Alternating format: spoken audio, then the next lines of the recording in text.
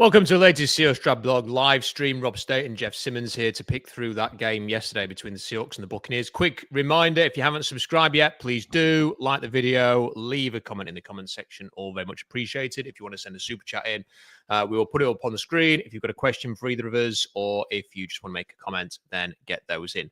Right, game yesterday, Jeff. Very disappointing that they lost, just because it's the kind of game that's so thrilling if you can win it, and is crushing if you lose it. I still think that the positives are long-lasting, potentially, and the negatives are explainable, justifiable. There are legitimate excuses why the defense didn't play as well as it did. But I wanted to start with the positive. If the only thing that came out of this season was that Sam Darnold showed that he can be Seattle's quarterback for the next few years, I think anything else, whatever happens, if you can learn that between now and January, that's a win. That is a great thing for the Seahawks. Now, hopefully it's more than just that. And certainly there is so much football to be played. You can't make a definitive call on Sam Darnold after 5 games. But what he showed yesterday, Jeff, was so positive, so encouraging. It makes you just think maybe they've found the guy. Yeah, I know some people have focused on the turnover at the end of the game, but he shouldn't have been put in that situation in general. He led 5 scoring drives, 4 touchdown passes, and that play he makes on 4th down, where he breaks out of structure, runs down, finds Horton off script. That should have won the game. That should be like a national story today. That was an MVP level performance. I don't care as much about the turnover at the end of the game. I don't think that's really why they lost. They lost because of the defense. He was unbelievable yesterday. And now if you look at the advanced stats and the PFF grade, I know, but if you look at all these advanced stats, he's in the top 3 in all kinds of advanced stats. He's second in QBR. He's a borderline all-pro player through 5 weeks. And if you would have told me all of the outcomes for the Seahawks this year, and me and you talked about Darnold last year and pivoting to him, and we thought that was a scenario. I thought he would just end up back in Minnesota based on how that season went. But with Seattle and the receivers around him and the newness and the offensive line that's so young, I don't think there was an outcome where I would have thought he'd be like a top 3 level player.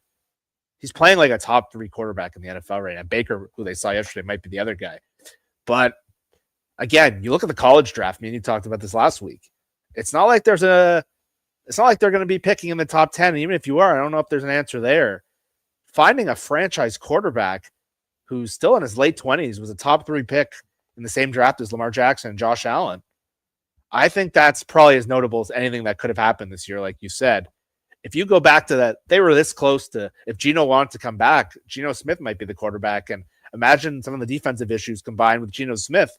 This would be a very bleak looking franchise right now. And yeah, Gino contributed to some of this. But yeah, the big positive, and I know the loss was frustrating, but I think if you look big picture, the fact that they've got a franchise quarterback, or at least it's trending that way, it's massive for this franchise that's been kind of spinning its wheels for years now. It's not just Sam Darnold for me. You look at this, Jeff. There was so much turnover on offense. You know, you've got the coordinator change, the quarterback change. You've traded DK Metcalf, Tyler Lockett departs. You try and revamp your O-line a little bit, and to be able to sit here now and say, "Look, Sam Darnold is playing so well," to say that the Jackson Smith-Njigba at receiver is developing into one of the 5 best receivers in the league. You have got a good supporting cast that was a concern. I think we all kind of felt that concern, most notably after the Niners game. Like, have they got enough there? And yet, a few weeks later, we can say it looks as if they have. You know, they have got enough around Jackson Smith-Njigba to have a very good passing offense. The running game is starting to come along. It's not there. It's not where you'd ideally want it to be yet, but it's coming. It's showing a bit of progress every week. And the offensive line, Jeff, last year was, it was like Rob and Jeff sit down to discuss the offensive line. It was like every Monday. And, we barely talk about it in Seattle. And it's not to say that it's flawless. It's not to say that every position is nailed for the next 10 years. It's definitely not to say that. But it's so much better than it was a year ago. It's so much better than it was a year ago. That warrants a mention as well. And with Clint Kubiak, I'm sure people can, and we'll talk about the Milrow thing. And you can certainly go through the odd play here and there and go, I wasn't a fan of that play call or that decision or anything like that. But through 5 weeks, Jeff, I feel like they've got this hire right, and that the pros far outweigh the cons there. And for all of the reasons that I've just said, I think really coming off the back of this game, I was gutted that they lost. I really wanted them to win, but having sleep, not much sleep, but having had a sleep, I just think the positives, Jeff. Because I didn't think the Seahawks was going to win the Super Bowl this year. But I just wanted to feel like at the end of the season that they perhaps could in the future. And if the offense continues to play this way, it's going to be on the right track. Yeah, if they had won the game yesterday, and because of all the defensive issues, the offensive line would have been, I think, a huge talking point for Seahawks fans, for Seahawks writers. And I think that would have been a really big narrative. Yeah, Tampa doesn't have a great edge rushing team, and they're missing Kalijah Kancey at defensive tackle. But Todd Bowles has had a top 10 defense by like every metric to start the season. And the offensive line was great. I think it was 2 quarterback hits. The blitz works to cause the interception in overtime. Sure. But the whole game, and a cool thing about it is, you mentioned the run game too. No one's run on Tampa Bay this year. They were a top 1 or 2 run defense in the NFL. Vita Vea has been a dominant run defender. Ken Walker was like 8 yards a carry yesterday, and they were moving the pile, and there was a couple short yardage plays where the offensive line just gets off the ball. And the amount of times they're just running to the right side, and like Abe Lucas had a particularly tough game against Arizona. I thought he bounced back really, really well. I think Gray Zabel's been really solid all year. I saw Nate Tice ranked all the rookies in the league before this game, and he had Gray Zabel as the number 1 rookie in the NFL, much ado to our friends who grade games. But Charles Cross has been really solid. And I think Anthony Bradford, like, he'll make some goofy looking plays, but he's not taking the procedure penalties. He's not, and there was a very shaky penalty on Jalen Sundell yesterday that took up more points off the board when the exact same play happened in Tampa Bay. They didn't call that one. And they pulled that flag off. So I think overall, like the coaching, the whole thing that made Kubiak work was the whole alignment, like you talked about, with all the coaches he was going to bring in. And you're seeing steps taken forward on the offensive line. You're seeing a run game work. I still don't know what happened in that first game. I still don't know what that was. I don't know if they were scared of Kyle Shanahan or something. But yeah, the amount of encouraging side, like AJ Barner's taken a big step forward. Derek Young had a really good game yesterday. JSN going from good to great is a big deal. Like we've talked about that, me and you, for almost 2 years now, and there's still a lot of those questions on defense. Who's going to be the other guy other than Leonard Williams? But JSN is now, in my opinion, him and Puka Nacua would be the all-pro receivers this year. I think there's a case that JSN would be offensive player of the year so far. And Jonathan Taylor and Puka are going to push that as well. But that's a huge deal. Like I was a huge JSN fan coming out of the draft. To me, he profiled as like a pretty good number 2 receiver. He's starting to look like Justin Jefferson levels. And that is just something that is so encouraging with the Darnold thing and the JSN thing happening at the same time, with better protection, with better play calling. And yeah, like no offensive coordinator is perfect. I can nitpick a bunch of stuff Kubiak's done over the last 2 weeks. But relative to like that kid who ended up in Jacksonville who would have had no assistance to bring with the 30-year-old whiz kid, or the offensive line coach in Detroit, I think this was pretty great outcome. Without a doubt. And, there's so many things. I mean, JSN, the thing for me is that when you can throw it downfield, and it's not that he's even that open, but he can still win a 1v1 when he's not even that big, it's pretty special. So, and we've seen him make the unbelievable, I mean, that catch when I was in Seattle a couple of years ago against the Niners, you were there as well. What a play, when you can sort of become the more complete rounded player that he's developing, the chemistry between quarterback and receiver is unbelievable. This staff seem to have just, you give credit to the players, you give credit to the staff. They're getting the best out of this. They're still finding the compliments there. It's just so exciting to watch. It's fun, and that's what you want your team to be. You want them to be good and fun. And this offense is both of those things. And they can play a physical brand of football on offense when and hopefully there will be more of that to come.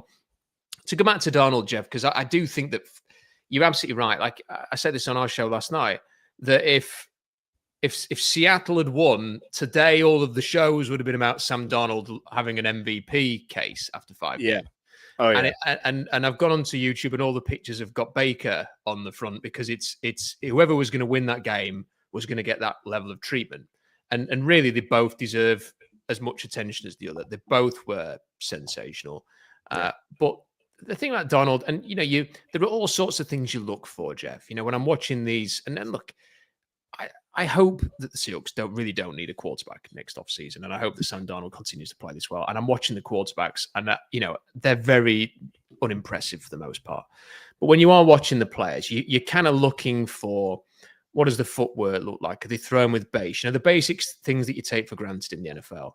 Are they throwing over the middle? Like, are they not just like, there's so much in college football is just screen, bubble screen, get it out your hands quickly, RPO. Everyone's saying draft Fernando Mendoza in the top 15. I'm saying, well, show me an NFL player that he's throwing for Indiana. It's not happening. So maybe he will work, maybe he won't. It's a bit of an unknown there. When you were watching guys throwing over the middle like Ty Simpson has for Alabama, it's somewhat exciting, but you also want to see the physical tools. You want to feel that excitement when a quarterback drops and there's a split second before the ball comes out, Jeff, and he's throwing this deep. As a fan, you're watching it and you're thinking, this is going deep. And you want to believe when the quarterback pulls his arm back and he's throwing it deep, there's half a chance this is going to work out. Like if you don't have a quarterback who can throw it 40, 50, 60 yards downfield and there's no chance of it ever being complete, that's horrible. But when you've got that sort of level of excitement, and you had it with Russ for years, and I think with Gino as well, when the throw's going downfield and you think this could be a big play and you're just waiting to see if it comes off, that is such a big deal. And Darnold has got that as well. And then the other thing, Jeff, is you want to see that improvisation. You've got to see that ability to make something happen off script when everything else collapses. And that fourth down play yesterday where the play was broken and busted very quickly, you're looking at it and you're going, oh, no, they've ballsed it up. They should have kicked the field goal or they should have done something else or whatever. Think of the possibilities. And just when you're resigning yourself to that being a sack and a horrible play, he somehow manages to extend that play and get it to Torrey Horton. That is a special moment. I'm tempted to say, Jeff, because we are going to talk about the defense, believe that. But a lot of Baker's throws were drop back, no pressure. Which guy's wide open? I'll throw it to him. Whereas it didn't really feel like he had to do anything like that fourth down play that Sam Darnold had to do. That was an unbelievable play. One of the plays of any quarterback this season so far. Yeah, and he's done similar plays in like 3 or 4 of the last couple games. Like Pittsburgh, he kind of wins the game with that escape on third down and flips it over to the top to AJ Barner. And that was a huge play in that game. That helped seal the game. New Orleans, obviously, they could have not played offense at all and still won that game. But one of the plays early in the game is where he just escapes the rollout and flips it over the top to JSN. And there was another huge play. And you saw it yesterday on that fourth down. It's just a lot of the knocks on Darnold from like the national media or some of the Gino people were like, he panics under pressure and he can't throw unless Kevin O'Connell's designing the perfect offense. And he doesn't have accuracy at certain levels of the field. And all that just looks wrong so far. And the cool part about Darnold is he's a better athlete than I realized. Like, you didn't get to really see it when he played a lot last year, and he still makes some goofy looking mistakes sometimes, and like obviously the way 2 of those games ended, but still, like, he has the tools of a top 3 quarterback. And now is the mental game. Like, his time to throw has gone so much better. He's getting the ball out quicker. He's decisive.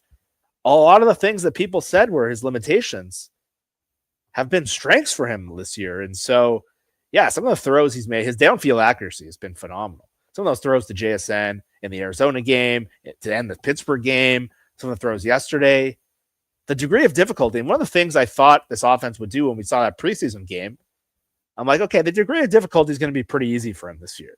Like, I thought it would be more of like the Matt Schaub kind of level player. And that was kind of who I compared him to, where Matt Schaub in Houston was a Pro Bowl player. And that offense looked so like crisp when it was running really well with Gary Kubiak. And you watch the preseason game and they're running everywhere. And He throws that little out route to JSN. He throws a little open pass to Rob Utes. I'm like, okay, like this looks familiar. But since the season started, like the amount of big time throws and I think that's why he's so highly rated in these advanced metric websites. I didn't know he was capable of this stuff. Again, a lot of the perceived knocks have looked kind of foolish at this point. I loved how you referred to the Gino people, Jeff, and I can't resist a dig at them. Just Curtis was sending me some great videos and clips yesterday. My DMs were very entertaining. I actually cheered myself up after the loss by watching some of those and reading some of the thoughts. Look, there was like Greg Rosenthal's one was one of the better ones because he went through this whole thing about Sam Darnold's a younger player and he had a good season and But the thing the Seahawks haven't considered is Gino Smith is just better at football. And, and then he said, when Gino makes a decision on where he wants the football to go, it's getting there. And I'm thinking, he must have decided he wanted to throw it to the other team 9 times this season then, because a lot of his interceptions have been horrendous. And, still some people resist this, to just sort of accept that maybe, and again, there's nothing wrong with appreciating Gino Smith, and there's certainly nothing wrong with, preferring the Seahawks had not have moved on from him. It's just the way that some people went about it. It was completely unhinged. It was as if, a great heinous sin had been committed that the Seahawks had moved on. And I just find it, I do find it enjoyable. I am enjoying the Schadenfreude of just enjoying, Jeff, what has happened so far this season. Now, it could change, but I think what is making me not want to move on as much is it's stuff like the interview that he did after one win. They've lost 4 in a row since that preposterous interview that he did with ESPN, where he was taking a victory lap and was saying all sorts of nonsense. And there's that. And then, when people started talking about how he held himself out of training camp last year to prove a point to the Seahawks that they couldn't live without him, I just think, do you know what? I'm not having this guy. Like, no, this is just ridiculous. And then I'm watching Sam Darnold. And look, Sam Darnold would have been pissed off yesterday, with that interception, even though I think he was doing the right thing. He was trying to ground the football. It was obvious. It's hit a helmet and it's been intercepted. Shit happens. But his body language it never changes, Jeff. Like the high or low, he's kind of so level-headed, which is like the opposite of Gino. And I think I prefer this. That's all I'm saying. I think you're absolutely right. And look, if Gino just got traded and he went away quietly, and there have been some ugly exits in Seattle, I don't think there would be this kind of reaction and the cheering against him. But it was a combination of things. The group of people that were like, Seattle just traded a top 10 quarterback away. And look, I never agreed with that statement. I think me and you, if you listened to all our shows last year, I think me and you were pretty aligned. I don't think we were unfair to Gino. I think we just had a very similar opinion that he has a kind of guy with highs and lows. He's kind of more of a mediocre quarterback, and his demeanor wasn't our favorite for a quarterback. We saw a lot of things we didn't like. And so a lot of like the film community would see the throws he makes on tape and the degree of difficulty. And they would say this guy is under pressure, is carrying a lot. And they got this idea that he is a top 10 quarterback. I didn't understand that. I thought there was a lot of groupthink from a certain group of people on the internet. And it's a tough L for them right now. And even like the biggest supporters like Stephen Ruiz of The Ringer. And Jeff, does that make it again? And sorry to interrupt. Is that the thing that is also quite frustrating? Is that the people who often were the most defensive of Gino Smith would often sort of they're kind of like lean on their tape analysis. I'm a tape person.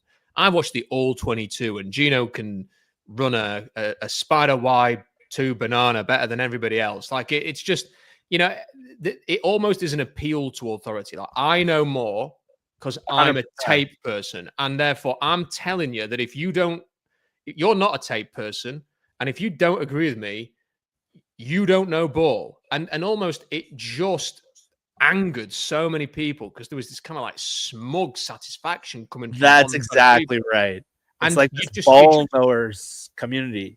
And you just know, Jeff, if the reverse was happening, if Gino Smith was throwing it around for touchdowns and not turning it over, and Sam Darnold was 9 interceptions into the season so far, you would never hear the end of it.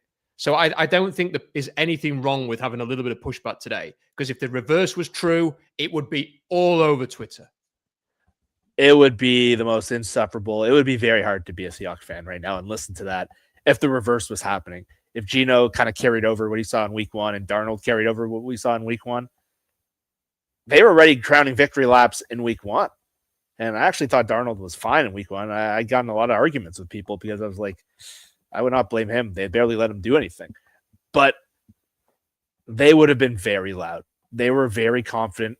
Like even people like Mina Kimes on ESPN who came out and was like, that is a horrible decision to trade him. And all offseason, ripped them. And then all of a sudden she's Mrs. Sam Darnold. And it's like it's gone away. And some people are just some people just quietly are like, oh, yeah, Gino's not playing very well. Or they're trying to sit. Now, one of the things that bothered me at the end of Russell Wilson leaving Seattle and then him going elsewhere was I think the same kind of group would blame the finger injury on his career tailing off. I thought it was his lack of his athleticism going away and teams figuring him out. But there was always like, well, he was never the same after that finger injury. Now with Gino, it's like, oh, his arm is falling off. It's like, it seems like an excuse to me. And it just doesn't seem like, I'll admit some guys from like the Athletic podcast, they came out and they said, I was wrong. Like I saw this completely wrong. You know what? I admire that. There's so many, if you look at the offseason, like my God, there was a lot of bad opinions that went around the NFL from that loud group of media. So many things have just gone complete. Like if you would have told me the Seahawks would be better on offense than defense, I would have laughed in your face. But Gino looks like one of the 5 worst quarterbacks in the NFL if you include take out like the backup level Cooper Rush types. And he's got 9 interceptions already. 9. They're 1-4. And look, I was in your camp. I was certainly annoyed, and I was definitely openly rooting against him this year just to prove that kind of smug community wrong. That's my kind of my personality. But what really lost me on Gino is what you referenced before, that article that came out in ESPN. And when he compared himself to Kobe Bryant and Michael Jordan, and I'm like, you've never even won a playoff game, dude. Like you've played in 1 playoff game in your career. Like you are not those guys. Like you are a great story. And funny, I got into a lot of arguments with people in the summer because I said it's not easy. And look, I didn't know how Gino would do. I'll be honest. This is kind of my point. I said it's not easy to predict older quarterbacks switching teams and just cleanly projecting that they're going to be the same. And remember when Matt Ryan went to Indianapolis? Everyone thought, oh, this is a great move. You put him around one of the best offensive lines, Jonathan Taylor. He's going to be great. He couldn't throw anymore. Donovan McNabb years ago was a Pro Bowl player in Philly, and they decided one day to trade him to Washington. I think he was in the Pro Bowl. I think they went to the playoffs. The next year, he just couldn't play anymore. And to me, like, older quarterback, and everyone's like, oh, Gino's got a great offensive line. Their offensive line sucks. So that looks like a total disaster so far. Him wanting to leave Seattle actually did the Seahawks a huge favor because they might have signed him for a 1-2 year deal. And I think you kind of are read on the situation that we don't need to pay this kind of average quarterback $45 million. I think it was right. I've just had a look at the stats, and you could be very tempting, Jeff, to say, well, he's obviously been pressured a lot by that terrible Raiders offensive line, and that's why he's throwing interceptions. I mean, I just had a look. 5 of his 9 interceptions have been when he's been kept clean. And I saw some quotes after the game yesterday where, like, the way he describes the situations, it's like he believes like the lowest possible outcome should be 100% of the time. And he was like, well, if I just hit this throw to here, it would have been a touchdown. I'm like, Gino, you threw it right to the other team. Like, what are you talking about? And like, he usually does take accountability and he's all that. But like, look, I thought it was very telling. I think Brady Henderson, I think we both agree, is the most tuned in person to the thinking of the front office. And that's not saying he's like parroting them, but I think he gets the best information. And I thought it was very telling all summer that they said they didn't think he was a particularly good leader. And one of the things they liked about Darnold, and you know what I found interesting? Brian, my co-host, who does the Daily Show now, he has Matt Hasselbeck on every Tuesday. And they had him on a day after that article came out. And they asked Hasselbeck about it, who probably has no bad blood with Gino. He knows him personally. And he was very uncomfortable by it. And he said he's kind of lost what made him good in the first place. Like he's clearly like buying into himself or gone just a little too comfortable.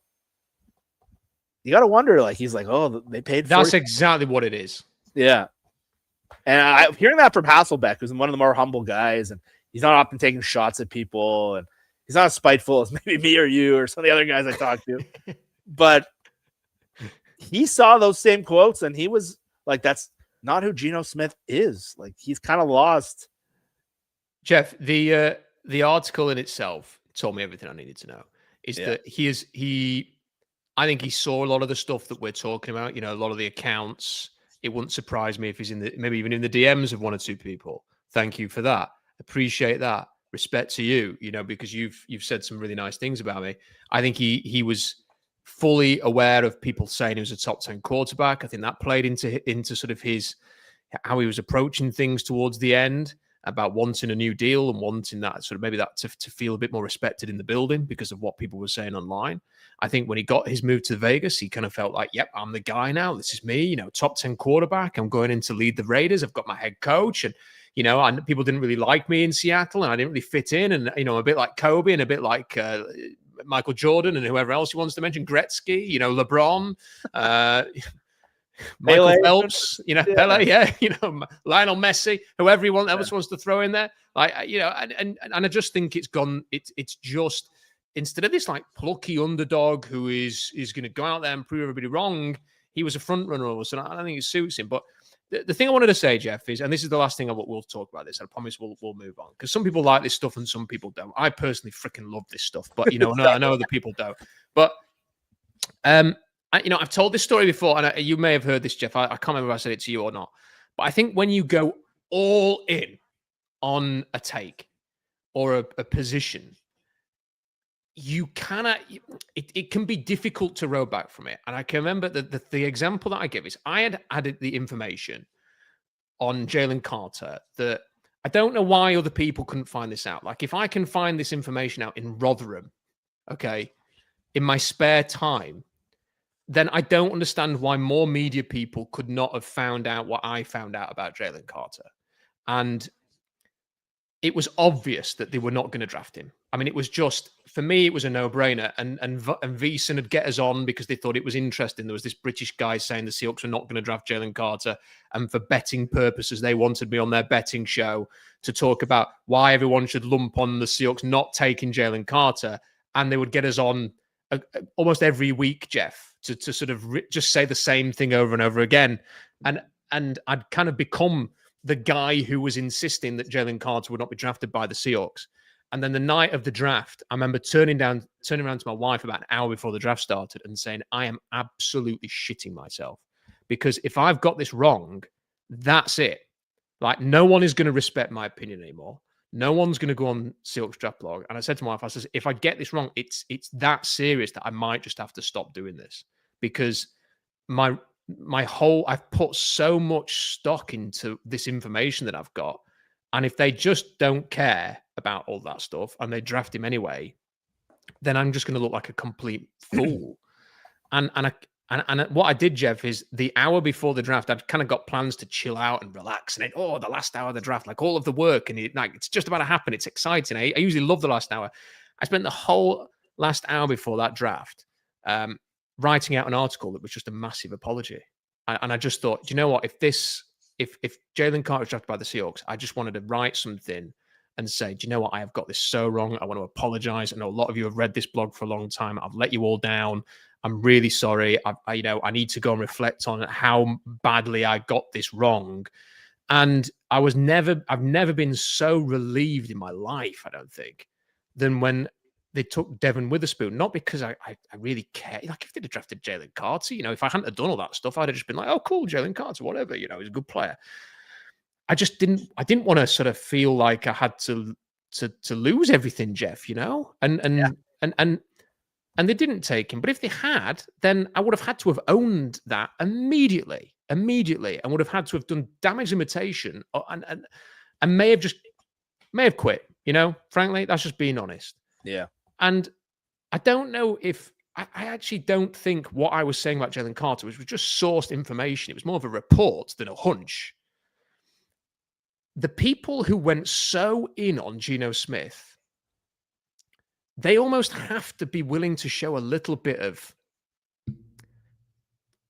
maybe I went a bit OTT here. Yeah. Maybe I got that one wrong. And I think it is actually quite easy to do that. And I think some people should, because I think they're probably, Jeff, not enjoying watching Sam Darnold as much as they would do at the minute, because they probably think, oh, damn, I've been proven wrong. Well, it's one of the reasons I love the NFL, and when I fell for the NFL, and anyone who plays fantasy football or anyone who follows this league, this is not a very projectable league. There's other sports, you cover soccer, I've covered other sports, where things are just very natural in terms of progression. Guys go from here to here to here to here. 1 year they're this, next year they're this. You can figure out age declines. What I love about the NFL and in general, every year it brings us a completely different situation. Even what happened last week isn't necessarily any projection of going to happen next week. So the amount of people that were just matter of fact saying, based on this is going to happen, it really bothered me. Like, look, if someone would have told you that Sam Darnold, Baker Mayfield, and Daniel Jones would be three of the best quarterbacks in the league just like 2 years ago, I would have laughed in their face. But this is what makes this league. If you would have told me Josh Allen would become one of the great quarterbacks coming out of the draft, that would have been hard for a lot of people to believe. And some of these smart people hated the Josh Allen pick. If you would have told me that the Seahawks were going to be better on offense than defense, like, this league is very hard to project. It's what makes it great. If you play fantasy football, a lot of the first round picks turn out to be busts, and Amon-Ra St. Brown and Puka Nacua. There's not this natural projection. So this idea that, like, we're going to cleanly project what happened last year and know it's going to be this year, and we're going to arrogantly do it, it really bothers me. And if it was that simple, why is there 6 new playoff teams every year? Why do teams just fall off a cliff? It's just what makes this sport so good. It's impossible to predict. And yeah, there's educated guesses. You make all your, like, we can do our draft research, but the amount from that's what bothered me about that group. They were so concerned about last year and what that meant for this year. I'm like, he's changing teams. He's going to a new team. He's an older player. Like, you don't know. You don't know what Sam Darnold's going to do with the Kubiak offense. You've never seen it. So you're right. Like, that's where I think I know people have to have takes. It gets you clicks and it gets you read. But I think there's a group of people that just need to realize, like, you're not as smart as you think. It's nothing against them. If we could predict this league, we'd be all making millions of dollars. No one can. If you would have told me the Washington Commanders would be in the NFC Championship last year, I would have laughed in your face. If you would have told me Sam Darnold would be like the number one passer in the NFL, you could have slapped me in the face. There's no way I would have believed that. So I would hope that we've learned enough about the NFL that we know that by now. If you had told me Kurt Warner, who's bagging groceries, would turn into a Hall of Famer, like, again, I'm not just like taking a victory lap. I get things wrong all the time. We all do. But that's why I keep watching every Sunday, because I don't know what's going to happen. And the other thing, Jeff, is, I think we get caught up too much on, we're so almost addicted, really, to people who reference in the tape and grades and stuff like this. Like, I really did not want to see the PFF grades from yesterday, because I'm kind of like trying to wean myself off it, and I'm forcing myself not to reference them and not look at them and stuff like this. And I accidentally caught a glimpse of the grades on social media, because it's impossible to avoid them on Twitter. And then when I saw Sam Darnold's grade from yesterday, and I thought, that's exactly why I'm trying to stay away, because they gave him a decent grade. And I'm thinking, if I'd not seen that, I would have just been able to live in this world where Sam Darnold was fucking awesome yesterday. And instead, I'm like seeing that he was good, but he wasn't great. And you're thinking, oh, come on. That's not a 90 performance. I don't know what it is. Yeah. And they gave him like a 75. It's like, come on. I mean, what are we doing here? And this is the thing. Like, there's this kind of, whether it's the sort of the people PFF or whether it's people like watching all 22 and you get the pros coming back, and we all saw the clip from Chiefs defensive coordinator Steve Spagnuolo, saying what he said, and then JJ Watt was backing that up and stuff like this. I kind of think, my God, can we just go back to we watched the games. You kind of have a rough opinion of what you saw, but we don't have to pretend that we've got like an uber level of insight here for people who are just sort of sat like you and I are, Jeff, right now in front of a computer. Like, it's just, to me, it's taken the edge off a little bit. What this enjoyment of this game is, because it and the great thing is, I will say this, because I want to spend a bit of time on the defense. I'm enjoying more this season because there is no one's going to war with each other on Twitter. At least I'm seeing. I'm not seeing it. Maybe you do see it, Jeff. I'm not seeing people pulling each other apart, and maybe it will come. I'm not saying that there isn't the odd balmy message out there, like somebody saying that, I don't know, Mike McDonald should be fired or something, or, something like that. But, they are so few and far between. It feels for the first time in a long time, we're all kind of back on a journey together, and as a fan base. And we are, but there's some things bubbling under the surface that hopefully you haven't had to deal with any of it, but there's a lot of Rick Woolen stuff going on right now. Okay, and I've not seen anything that I'm ignorant to all of this, Jeff. No, so a lot of people got very upset last week when the Rick Woolen trade report came out from Ian Rappaport, and like we did a show kind of talking about trade possibilities, and we got ripped by shreds by some people because they're like, "How can you suggest trading this guy?" Like, we were just talking about the report and where it came from, and people are like, "You guys are the reason players get traded." And there was people fighting a lot about Rick Woolen. And then yesterday, the defense sucks. And, man, a lot of people went after Mike McDonald yesterday, which I found a bit of an odd take. I can get why people are upset when the defense was that bad, but there was a lot of people kind of going after that. Like 3 out of 5 games they couldn't close because of the defense. Don't we have a defensive head coach? And it was like, did you not see what happened yesterday? Well, yeah, to sort of play both sides, my opinion on the defense, Jeff, is that, again, not an expert, but I get the sense listening to Mike McDonald and watching the games that in his system everything's connected.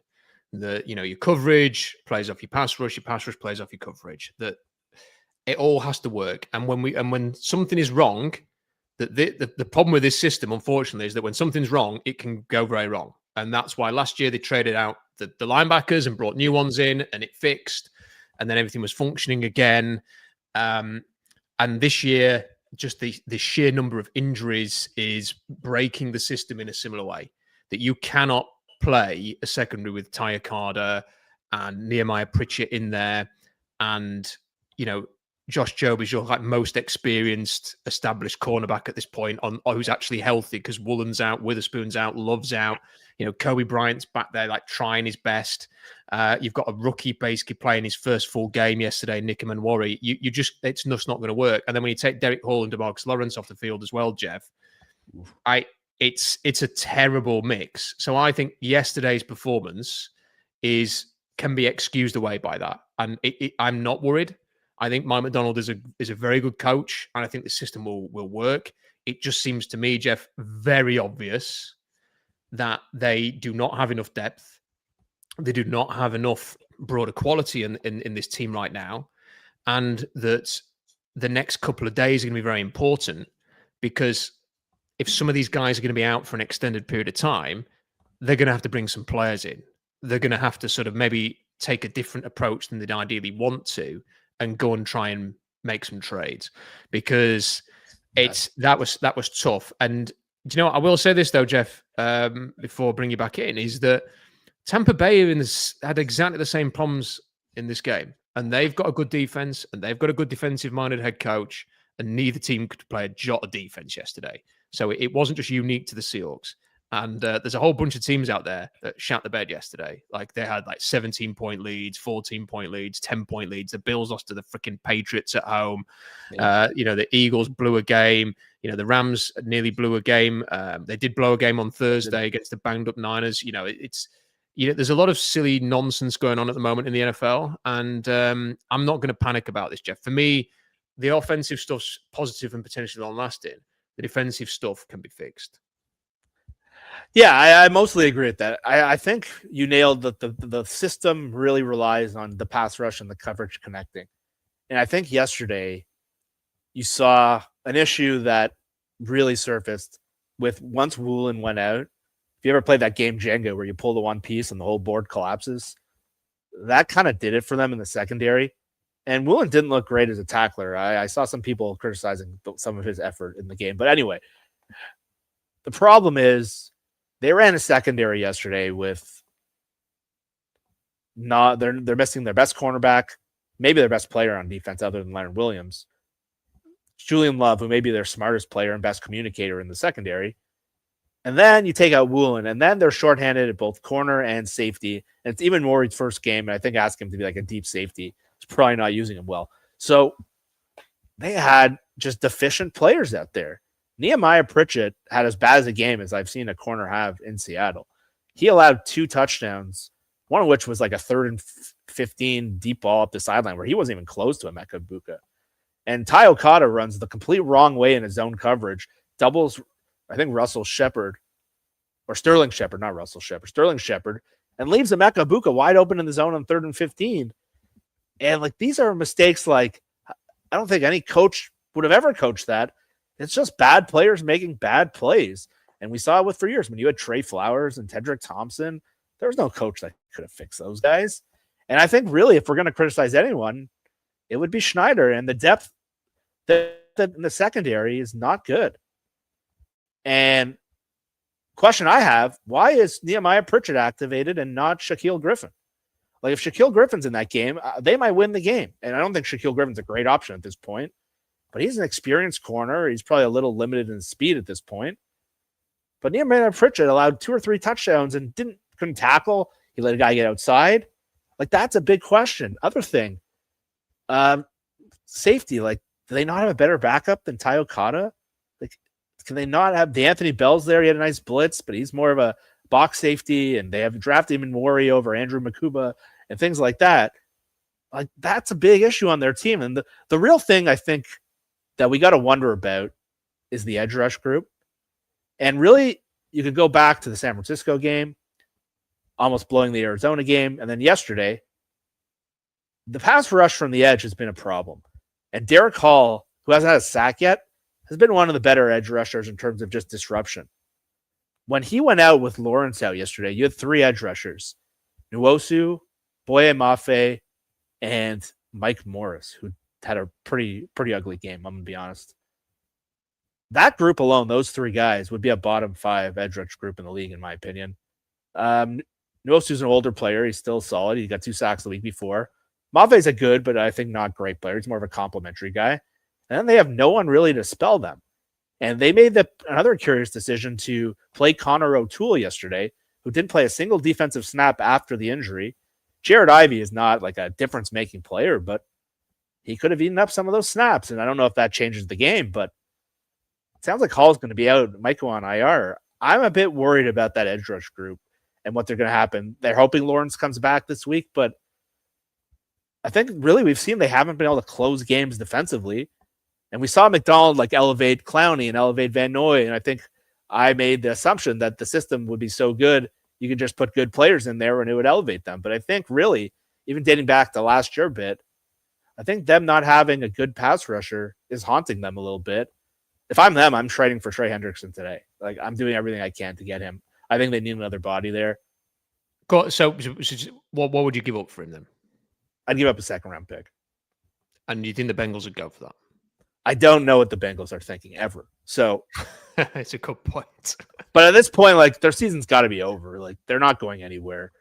Their contract thing, it's not like we have to sign him to a contract, and I would sign him to a contract potentially. But I think they need a quality edge rusher in. Maybe a guy in Miami. They lost another big game yesterday. Jalen Phillips might become available. Bradley Chubb. But if I'm them, I'm working the phones this week because actually my co-host disagreed with me last night. They're like, well, they're 3-2. Like, are you really going to give up? I think there's a good case with a good pass rusher, they'd be 5-0 right now. And they're this close to being 5-0. And if the offense could hold up and they can actually close that gap, I think if their secondary guys get healthy, because again, everyone's blaming McDonald. There's no coaching system that can help you when you have practice squad level players. And then when you add Drake Thomas and Tyrese Knight's had a pretty rough year, I think too. That spot looks like a problem right now. There's just, when you combine Mike Morris, those two secondary guys, Okada, Pritchett, like no one's going to win with those players. I'm sorry.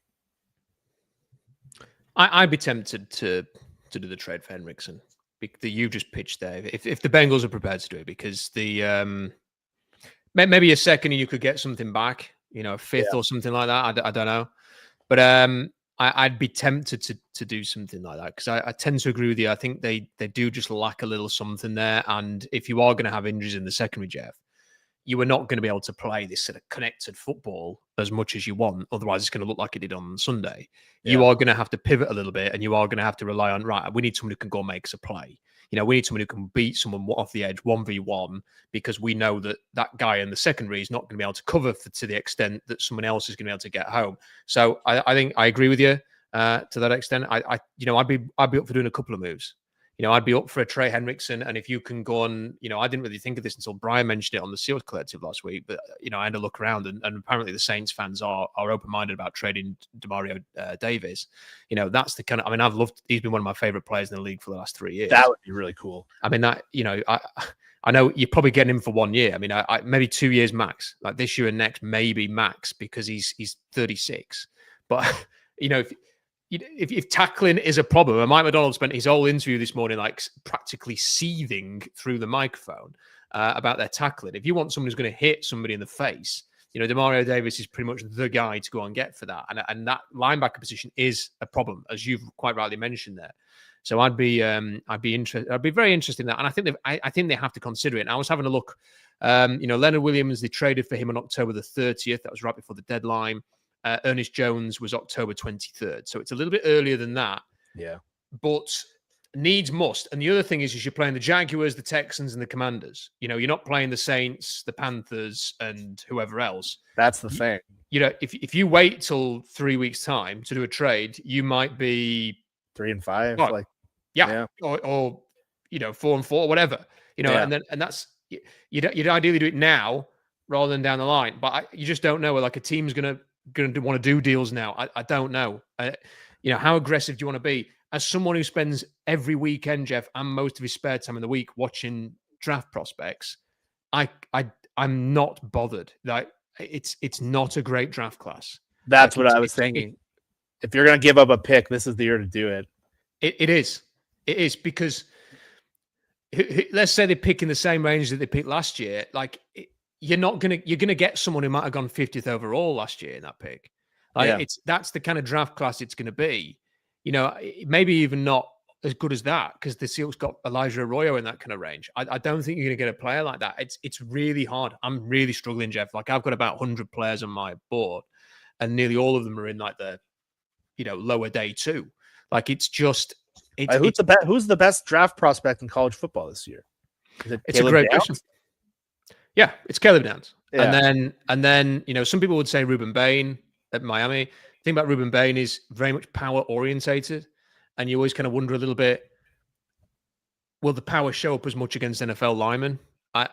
He's not twitchy. He's more, I'm going to just run through you. You could easily make an argument that say like Spencer Fano, the right tackle at Utah, or Vega Iona, the left guard at Penn State are up there. But people don't really want to talk about right tackles and left guards. So exactly. For me, they're up there, Jeff. But they're not going to get you any clicks. No. So I'm not concerned, and I'm open-minded. If they wanted to go a bit cheaper and get a Bradley Chubb, it's affordable. I've had a look at the contract situation there. They could do that. Jalen Phillips, obviously affordable last year of his deal, no commitment there. They're low-level gambles. But the thing about Henriksen is he stays healthy, stays on the field. He gets sort of 15 to 20 sacks every year. That's somebody who can come in. And I've just got a bad feeling that the Niners are going to trade for him, Jeff. So, the sooner you get in there, the better. One thing I wanted to come back to is we mentioned the depth, the lack of depth. And while earlier certainly praised John Schneider for the Sam Darnold stuff, quite rightly so. Explain this to me, Jeff, right? The Seahawks have got, as of today, $22 million in effective cap space. Yeah. Why? Like, if they're going to do a deal and they need that money, fine. If you carry that money and they've got 68, 70 million next year, so it's not like, oh, we need to roll this over. Like, the money's fine. You have saved $22 million. If you're not spending it, why haven't you got better depth? Why haven't you signed a couple of veteran safeties? Why haven't you signed a better cornerback? Why haven't you gone and got a bit more linebacker? That'd be my question, Jeff. I don't understand why they sat there with $22 million and we're talking about having to roll Ty Akada and Nehemiah Pritchett out there. That doesn't make any sense. Yeah, I think if you're going to criticize anyone, that's my exact point. I think there was more personnel-related issues. Like all offseason, we said, why aren't they doing anything at linebacker? How many times did we say that? They haven't drafted someone. They haven't signed someone. And they're like, we like the guys we have. Drake Thomas, Tyrese Knight's coming back. Both those guys look like backups this year. And Tyrese looked really good in the second half of last year. He's still fighting through an injury, it seems like, and he hasn't quite been himself. And his tackling hasn't been particularly good either. That was a red flag to all of us. We're like, they're one injury away from disaster there. If Ernest Jones goes down, they're in big trouble. All offseason, we were like, cornerback. Like, I was nervous about Josh Jobe. He started off really well. He had kind of a rough game yesterday, but I was kind of hoping for Jalen Ramsey, and I imagine they're happy they didn't do that. But Will Johnson's in there in the draft. They don't take him. He's got knee issues. I get it. I think the guy from Kansas City was the guy they were going to draft, Noel Williams from Cal. I'd heard that they were going to draft him right before the Milrow pick, and he went a couple picks before. But other than Shaquille Griffin, they didn't really address the position from last year. And Shaquille Griffin was probably $3 million signing. Like, it's not a guy, and he was the only move you made. You have him on the practice squad right now. I know he missed some camp, but if that's your only signing, he's got to be there to play. And the only reason you wanted him is that you wanted NFL ready depth. The NFL ready depth could have come in handy yesterday. They draft a safety. They trade up to draft the safety, and then they don't really address the other safety's backup. And and defensive line, like if one of these defensive line guys go down in the interior, they don't have a great option there either. So they're very top heavy, a lot more top heavy than we realized. JSN gets hurt. That's not a great receiving group. I don't know how they'd function. So you're right. They got 22 million sitting there. Other area, guard. Christian Haynes doesn't work out this year. They cut LaMea. If Gray Zabel has to miss a game, if Anthony Bradford strains his back, who's coming in at guard? You're going Olu and Sundell? Like, they could have added a lot of depth at all these spots with that cap room. And this isn't just hindsight. We talked about this all summer. I mean, since March, really. Where's the linebacker? Where's the defensive lineman? It showed up badly. I think that's a big reason why they lost yesterday. I think Tampa's depth was better than Seattle's depth. I seem to remember them having a meeting with or a cup of coffee at least with Rasul Douglas. They did. They brought him in. Now, Rasul Douglas's cap hit this year is $1.5 million. And again, I said I'm trying to wean myself off PFF. He's currently PFF's 7th highest graded quarterback, Jeff, playing for the Dolphins, no less. And I can't help but think, do you know what? If Rasul Douglas was playing yesterday, they might have won that game instead of Nehemiah Pritchett. And like, for the sake of $1.5 million, maybe the character fit wasn't quite there or whatever, stuff like that. If your only addition is Shaquille Griffin and he can't even get on the field because Nehemiah Pritchett's playing better than him in practice or whatever, that's a problem. And they've not done enough there. And look, I don't need the Seahawks to go all in, Jeff. I don't think you do either. We don't need to see craziness now to try and salvage the season. But it just feels so wide open, the NFC. When you watch it, the NFL feels wide open. It is. There's no great team. who's watched the Chiefs, the Bills? Like the Ravens have completely fallen apart because of injuries. Yeah. The Joe Burrow's not healthy, so that might knock out the Bengals. Like there is a chance that someone's going to win a Super Bowl, or at least be in a Super Bowl this year, Jeff, that you wouldn't have predicted to be in a Super Bowl a couple of years ago. Yeah. And maybe Seahawks can, you start to believe, don't you? You start to think maybe you could be that team. We ain't going to be that team playing with these guys in the secondary and this linebacker situation and with injuries at defensive end.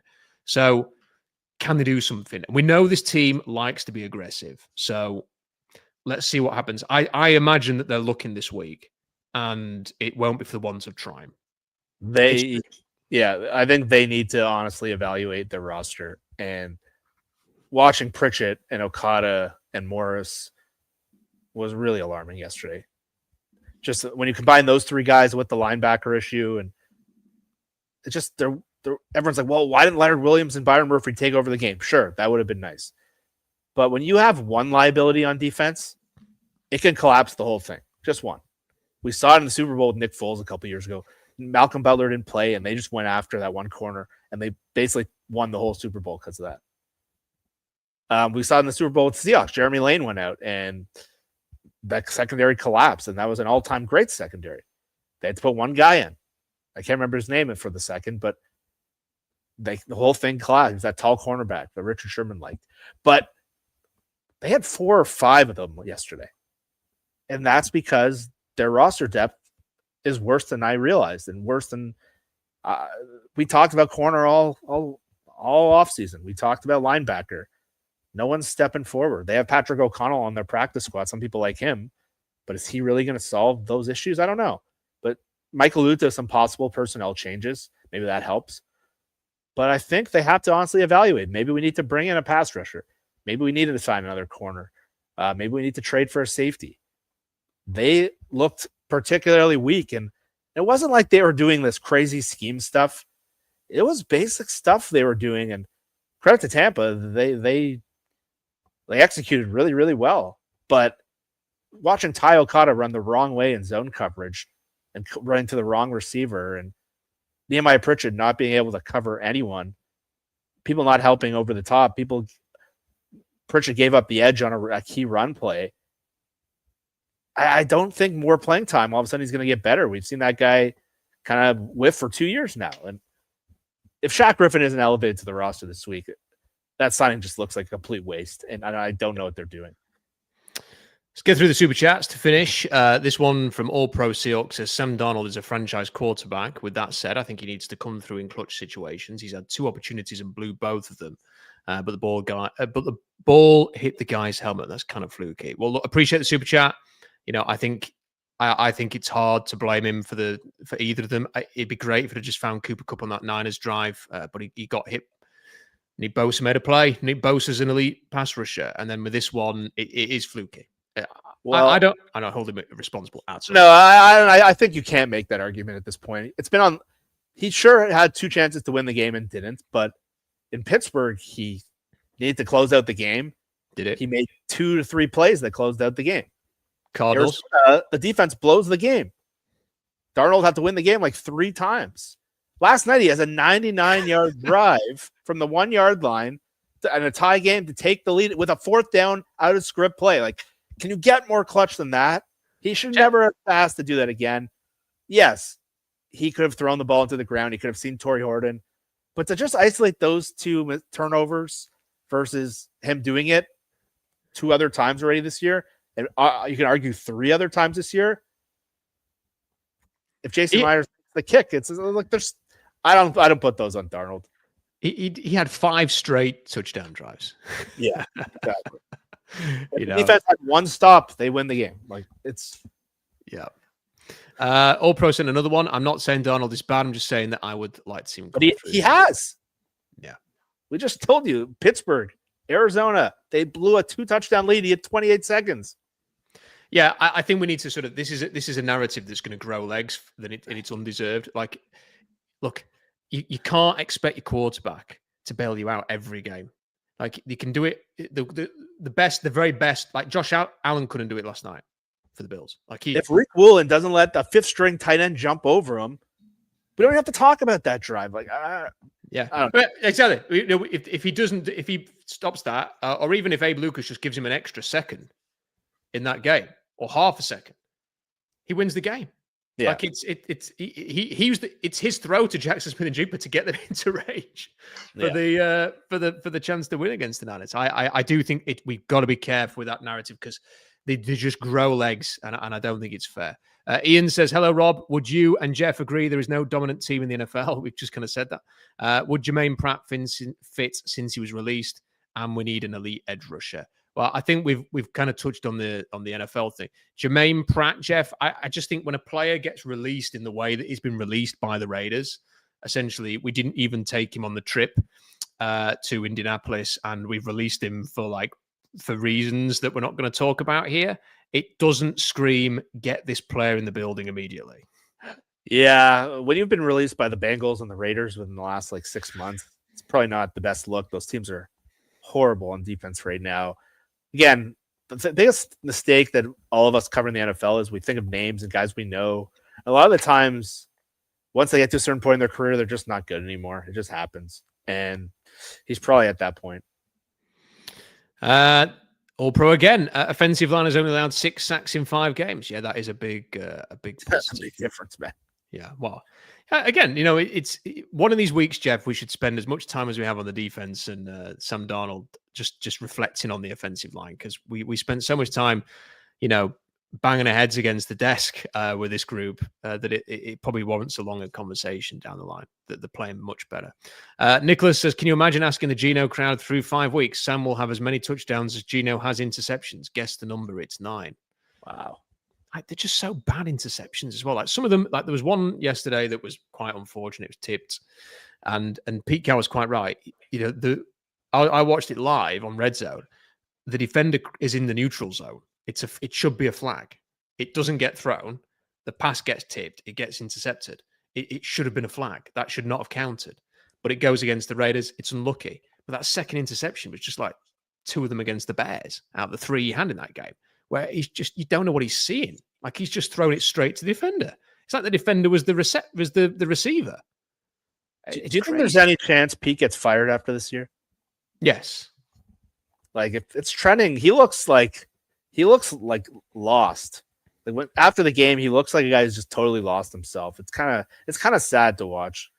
Jeff, Tom Brady is obviously heavily involved, and he owns. Or he's one of the owners of a team in England, a soccer team called Birmingham City. He's over here all the time. Yeah. I kind of wish that he'd cover, why couldn't Tom Brady buy one of the teams that I cover? Then I could have got to interview Tom Brady because my sort of equivalents in Birmingham have interviewed Tom Brady, which is man, crazy. I know. Imagine that. Imagine being able to ring Tom Brady. Hey, Tom, as a source. But he fired a head coach that they had after about 6. He fired a guy called Wayne Rooney, who's obviously very well known. Yeah. After about 6 games because he didn't like the way it was going, and I don't know how much influence he has with the Raiders, but watching the way this is going, I'm kind of thinking, you've got Patrick Graham and Chip Kelly on that staff. Very experienced coordinators. They ain't going to be able to get away with many 40 points to 6 losses with Tom Brady in the building. This was supposed to be, you compete now, you contend now. I'm coming in to get things going. Gino Smith, we're not rebuilding. We're kind of just getting out there. And they've just got shellacked by the Colts. I don't know if he's going to, if this carries on, Jeff, he isn't going to last the season, in my opinion, let alone get fired in the offseason. And it's a shame for Pete that his desire to go out on his own way at his own time has brought him into this situation where it's not going to ruin anything, but it's just going to be a little black mark at the end of his career. Yeah. And on top of the fact that he stayed too long in Seattle, it's a bad combo that I think if he'd have just quit after 2020 or 2021 or whatever, it would have been best for him. But I guess he's just too addicted to coaching. You can't give it up. Yeah, the thing is, you pull Bowers out of that lineup, it's just not a good team. I was telling people, and you look in the draft, they draft Genti over Armand Membu. who looks like one of the better young right tackles in the league, and they can't pass protect. They take Jack Besh in the second round. He's barely getting on the field. They just don't have a very good team. And so, like, Pete just looked like it was kind of sad to watch him after the game yesterday. He just looked like a beaten down man. Yeah, he's looking tired. Yeah. And fed up. Yeah, you know that look. You've seen it before. We've talked about it on his 710 interviews. Yeah, that's what it's starting to look like. Two more. Hawks fan Matt Mann says it feels like Maffei doesn't realize he's in a contract here. What are your thoughts on Boya Maffei, Jeff? Because he's a player who is showing up on the graphs. You know, you see the graphs on Twitter a lot. He always seems to be sort of, I don't know the metrics, but seems to be performing quite well with Derek Hall in that. But the eye test is very different. You know, when you're watching the games, you barely notice Boya Maffei's on the field most of the time. So how do you feel about him? I struggle with it. He's not a difference maker. Let's just be honest. He's not a difference making player. You know what a difference making pass rusher looks like. Go watch Max Crosby play. Go watch Nick Bosa when he's going. And we're not holding them to those standards. We'll even watch Hendrickson, how much he disrupts. I think he is an effective rusher in terms of like efficiency, but he's a good player. He's a complimentary player. He's not a difference maker. And you're hoping that in the contract year, you would jump forward, or you would see more disruption, or you'd see more sacks. He has 0 sacks. And it's a really tricky spot for them because the Seahawks organizationally are in a pretty rough spot at edge. They have Derek Hall, who I really like as a power rusher, he's edge setter. They have Nwosu, who's in the last year of his deal. He's an older player. I don't know if you pay him again. Probably not. DeMarcus Lawrence is an older player. He's probably only going to get 2 years max. And then you have Maffei, who's up for a new deal. And like, are you comfortable paying him to market rate? It's over $20 million a year. But if you don't sign him, then what do? Then you're bare bones. And so it's a really uncomfortable situation for the Seahawks if he doesn't really take the leap, because we saw that stretch during Pete Carroll's last year where Maffei really looked like a difference maker. I think there was the week he had like 7 sacks in a row. You're like, okay, this guy's made the leap. He's turned the corner. But he's never quite gone back to that. He's fine. Like, there's nothing wrong with Boya Maffei. He's a good player. But he's not a great player. And he doesn't take over games. And again, we shouldn't blame guys for being kind of out of their element. This is not who he is. He's a complimentary pass rusher. And do you pay him? The comment was dead on. Like, it doesn't feel like he's the contract year guy. He's playing fine, but it's not a difference maker. Yeah, and you kind of just, I mean, I'm looking at the sack stats and the pressure stats, and it's, you know, there's no kind of obvious method, Jeff, to finding that great. I mean, like Nick Bonito is the sack leader at the minute, and, you know, he's a player who, you know, we kind of tentatively talked about, you know, as a collective fan base around that draft class. And, you know, but when you watched him, he was a neat player, but he wasn't sort of an obviously, this guy's going to be sack dynamo. And then you've got Josh Sweat, who's a free agent. Okay, it's understand why he's gone to his old coach in Arizona. You know, Brian Burns. I kind of wish that in another, I think they traded for him, the Giants, when the Seahawks didn't have a second round pick because of the Leonard Williams thing. So they couldn't do anything there. But it would have been great to have like Brian Burns on this team. Kind of like fills that need. You know, you could say Jared Verse, you know, back in the day, you know, would you swap Jared Verse now for Byron Murphy, some Ward? You know, Trey Hendrickson's got 4 sacks. He's kind of come through an unorthodox path. You know, Bradley Chubb's actually got as many sacks as Trey Hendrickson so far, but, you know, they've all, I mean, it's deceptive because like Tui Tuipulotu's got 4 sacks and got them all in like one game. So, and then with the pressures, you know, Aiden Hutchinson and Will Anderson at the top 2, and they were like top 5 picks. So it's quite hard to find those guys. It's really hard to sort of find a solution there. Final super chat is from Noah. It says, congrats on the Egbuka foresight, Rob. Thank you, Noah. Yeah, that was someone we talked up a lot during the draft. And I mean, look, even I didn't expect he was going to have this kind of impact in the NFL as a rookie, but he's a wow player, and he's having a great start. Jeff, much appreciated. Listen, I don't know about anybody else. I know I'm biased. I don't think you'll find a better hour of Seahawks conversation this week. I thought that was fantastic. You know, we got through a lot of topics there. So, Jeff, really appreciate your time as always, and thank you very much for your time. Thanks, man. Always happy to talk this out with you. Yeah, it's good stuff. Thanks, Jeff. And thank you to all of you as well. Great listening or watching live numbers. So really appreciate that.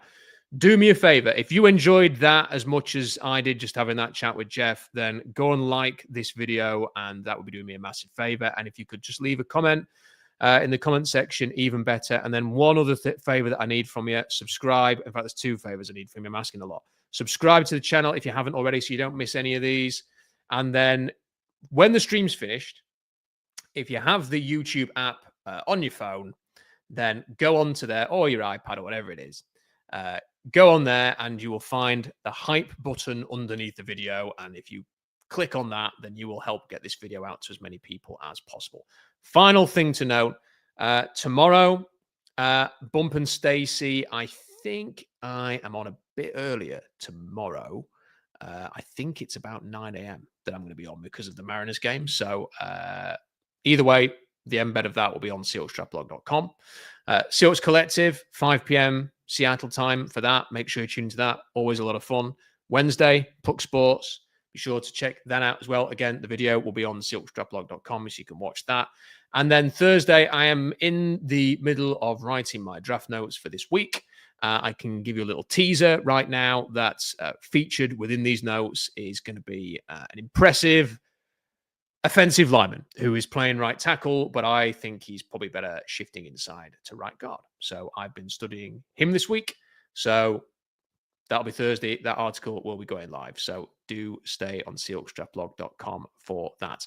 Big thank you to Jeff. Big thank you to the Super Chats. Big thank you to all for watching. Until next time, bye for now.